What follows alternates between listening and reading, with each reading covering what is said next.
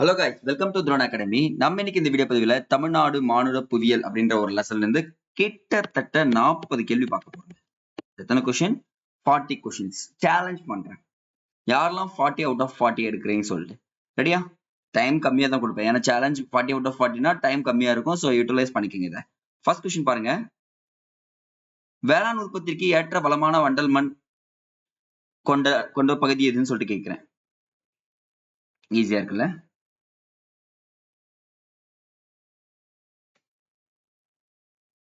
அவ்வளவுதான். சமவெளி பகுதிகளில் மண்டல் மண் அதிகமா காணப்படும், வேளாண் உற்பத்திக்கு அதுவும் சொல்றாங்க. Second question.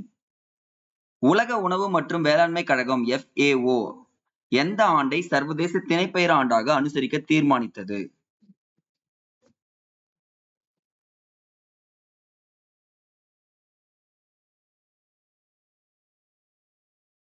ஸ்பீட் அட்டன் பண்ணும். குட்.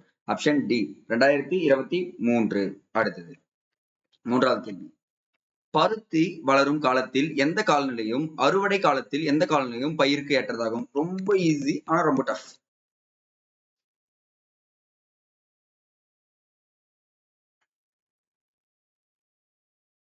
வளர்றதுக்கு ஒரு காலநிலை தேவை, அறுவடைக்கு ஒரு காலநிலை தேவை.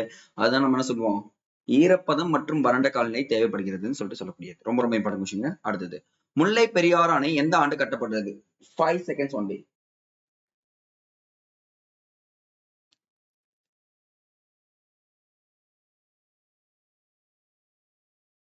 அவ்வளவுதான். ஆப்ஷன் டி 1895ஆம் ஆண்டு கட்டப்பட்டது. அடுத்தது ஐந்தாவது கேள்வி. தவறான இணையை தேர்ந்தெடு. புவியியல் குறியீடு GI டேக்ன்றது புவிசார் குறியீடு.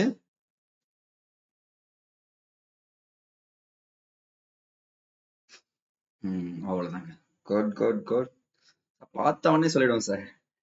ஆப்ஷன் டி சிறுமலையில பாய் கிடையாது. சரிங்களா? அடுத்தது ஆறாவது கேள்வி. இந்தியாவில் எந்த மாநிலத்திற்கு அடுத்தபடியாக தமிழ்நாடு தேயிலை பயிரிடும் பரப்பு மற்றும் உற்பத்தியில் 2ஆம் இடம் வகிக்கிறது?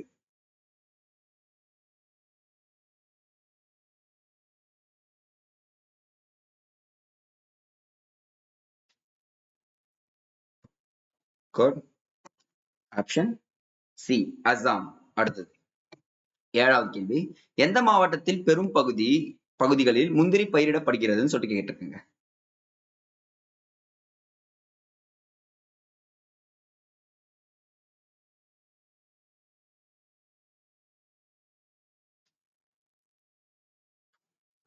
அவ்வளவுதான். ஆப்ஷன் பி கடலூர் பகுதி தான் சொல்லுவாங்க. அடுத்தது எட்டாவது கேள்வி.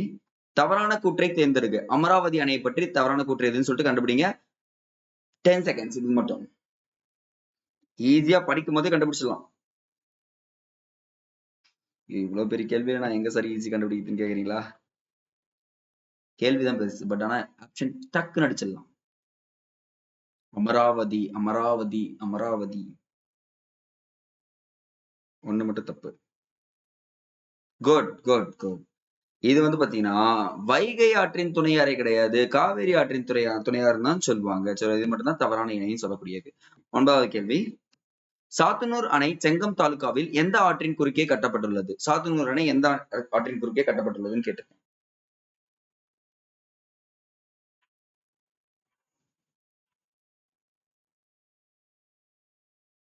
அவ்வளவுதான். ஆப்ஷன் சி தென்பெண்ணை ஆற்றின் குறுக்கே கட்டப்பட்டுள்ளது. அடுத்தது 10வது கேள்வி. வைகை அணை திறக்கப்பட்ட நாள்?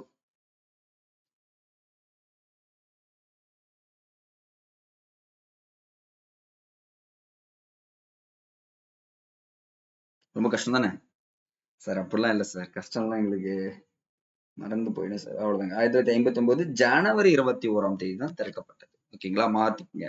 சரிங்களா எல்லாருமே? அடுத்தது 11வது கேள்வி. தமிழகத்தில் எந்த மாவட்டம் கொண்டைக்கடலை உற்பத்தியில் முதலிடத்தில் உள்ளது? கொண்டைக்கடலை உற்பத்தியில் முதலிடம் உள்ள மாவட்டம் எதுன்னு கேட்டிருக்கேன்.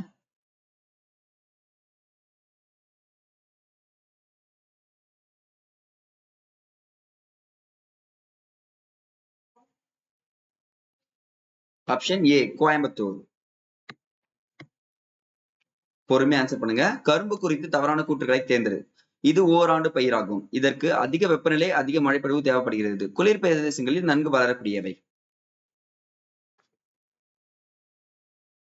தவறானது. அவ்வளவுதாங்க. Option C.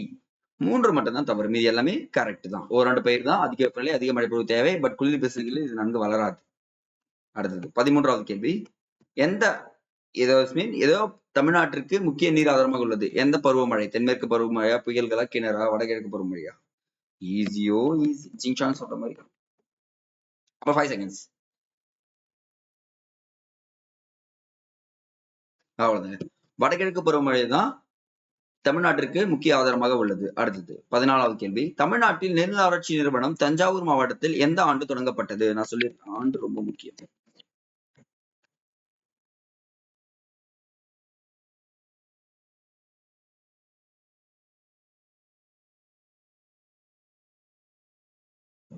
அவ்வளவுதாங்க.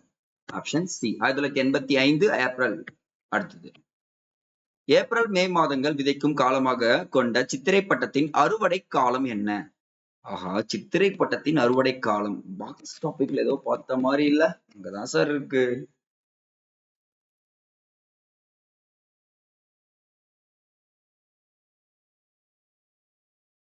அவ்வளவுதாங்க.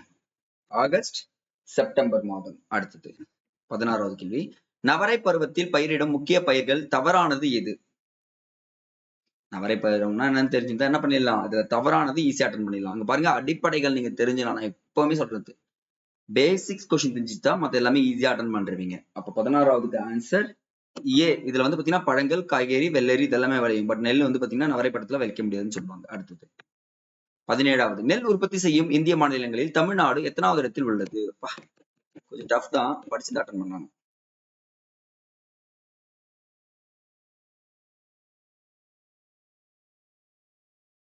ஆப்ஷன் சி 3வது இடத்தில் உள்ளது. சரிங்களா? முதல் இடத்துல மேற்கு வங்கம் உள்ளதுன்னு சொல்லிட்டு ஞாபகம் வச்சுக்கோங்க. சரிங்களா?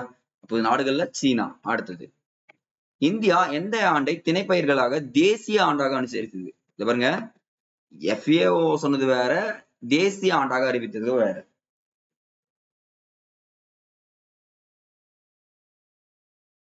அவ்வளவுதாங்க. Option C 2018. அடுத்தது 19வது கேள்வி. தமிழகத்தின் முக்கிய எண்ணெய் வித்துக்கு எந்த பயிர்னு கேட்டிருக்குங்க. ஏதோ ஒரு பயிர் தமிழகத்தின் முக்கிய எண்ணெய் வித்து பயிர்.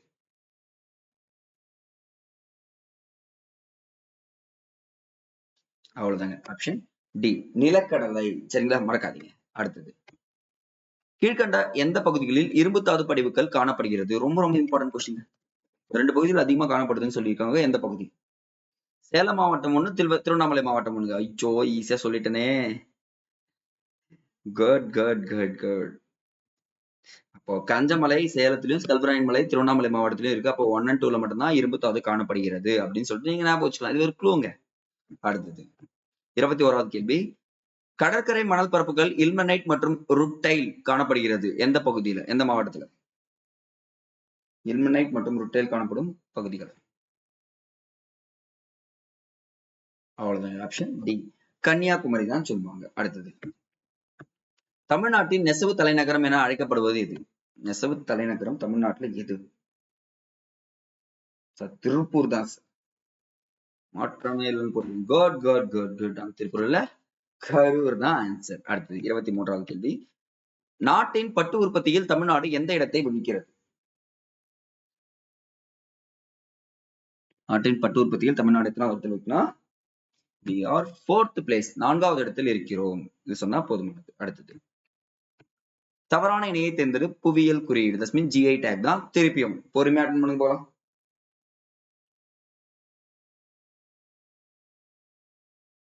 பத்தமடை பாய் ரைட்டு, பாரம்பரிய புத்தையல் ரைட்டு, சிற்பங்கள் ரைட்டு. ஆனா இதுல பாக்கு மட்டும் தான் தப்பு. அப்ப ஆன்சர் டி தான். எத்தோமொழி வந்து பாத்தீங்கன்னா பாக்கு கிடையாது. ஓகேங்களா? அப்ப GI டேக் அது ஃபுல்லா படிச்சீங்கன்னா ஒரு கொஸ்டின் உங்களுக்கு இருக்குங்க, நோட் பண்ணி வச்சுக்கோங்க. அடுத்தது 25வது. சிமெண்ட் உற்பத்தியில் இந்தியா உலக அளவில் எத்தனாவது இடத்தை வகிக்கிறது?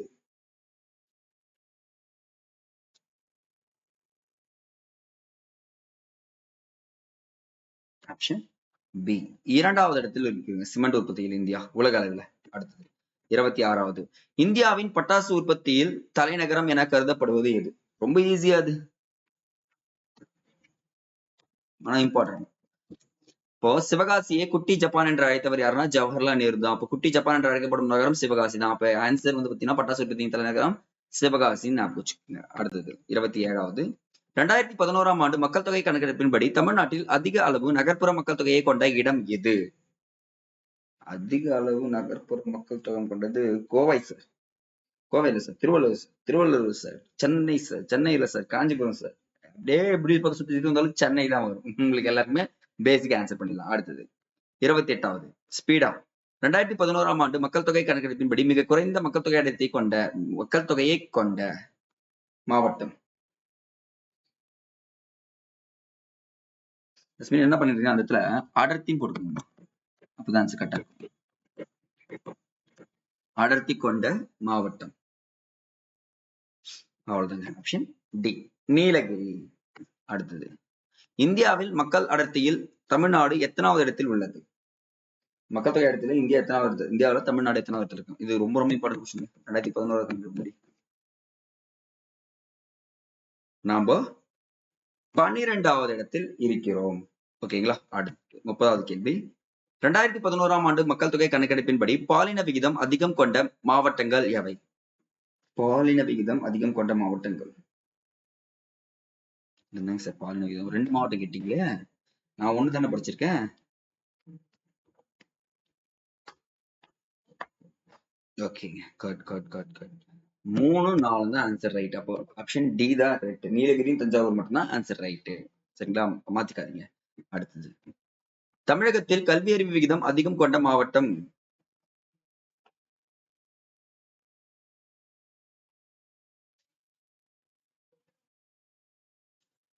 ஆப்ஷன் டி கன்னியாகுமரி, மறக்காதீங்க. அடுத்தது தமிழகத்தில் குறைந்த கல்வி அறிவு கொண்ட மாவட்டம். இது ரொம்ப ஈஸி தானே? எங்க பசங்க சார் ஈஸியா கேட்டுருங்க சார் சொல்லுங்க. அவ்வளவுதாங்க. ஆப்ஷன் டி தர்மபுரி தான் ஆன்சர். அடுத்து 33வது தென் ரயில்வேயின் தலைமையகம் எந்த இடத்தில் அமைந்துள்ளது? இதெல்லாம் ரயில்வே மண்டலம் நீங்க படிச்சிருக்கணும். மத்த ரயில்வே மண்டலம் படிச்சாதான் சொல்ல முடியும். இப்ப 19 ரயில்வே மண்டலமா ஆயிருக்குங்க. கரண்ட் அஃபேர்ஸோட ரிலேட் பண்ணிக்கோங்க. நான் அது என்னன்னு சொல்லிட்டு நான் ஒரு வீடியோ பதிவுல சொல்றேன். ஆப்ஷன் சி சென்னை தான். அடுத்தது 34 தமிழகத்தில் மெட்ரோ ரயில் அமைப்பு எந்த ஆண்டு முதல் விரிவாக்கம் செய்யப்பட்டு வருகிறது? தொடங்கியதுன்னு கேக்குறேன்.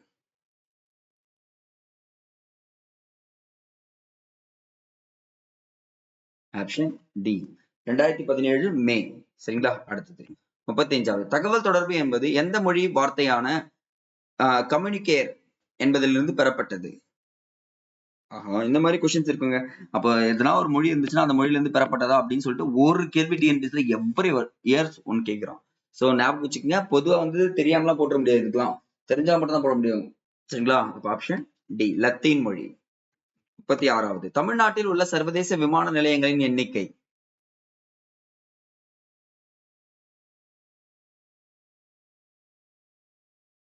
அவ்வளவுதாங்க, சூப்பர். 4 சர்வதேச விமான நிலையங்கள் சொல்லியிருக்கோம். இதுல எக்ஸ்ட்ரா இன்ஃபர்மேஷன் பாருங்க. மும்பைக்கும் புதுடெல்லிக்கும் அடுத்தபடியாக சென்னை விமான நிலையம் 3வது இடத்தில் உள்ளது, பெரிய பரப்பளவுல. சரிங்களா? அடுத்தது 37வது தமிழ்நாட்டில் மிக குறைவான நீளம் கொண்ட தேசிய நெடுஞ்சாலை எண்.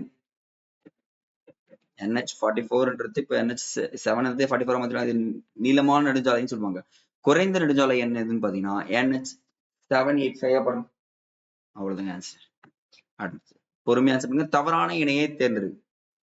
ஒரே ஒரு ஆப்ஷன் பார்த்து நீங்க ஈஸி தவற கண்டுபிடிச்சிடலாங்க.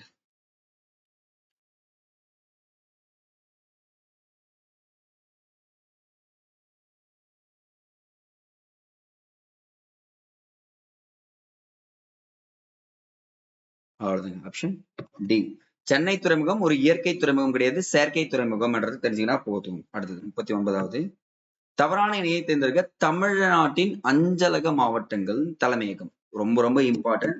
ஏன் இந்த கொஸ்டின் வச்சிருக்கோம்னா, இந்த கொஸ்டின் மேபி இது வரைக்கும் வந்து பாத்தீங்கன்னா ஒரு 2 எக்ஸாம்ல தான் கேட்டிருக்காங்க. பட் இந்த டைம் எக்ஸ்பெக்ட் பண்ணலாம், திடீர்னு கேட்கறதுக்கும் வாய்ப்பு இருக்கு. சோ அதனால உங்களுக்கு வைக்கிறேன், ஞாபகம் வச்சுக்கோங்க.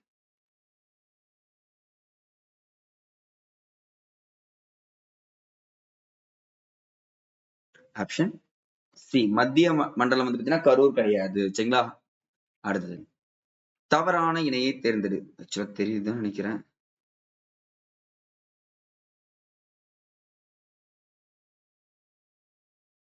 எக்ஸ்ட்ரா ஒரு பக்கம் வச்சிருக்கணும்.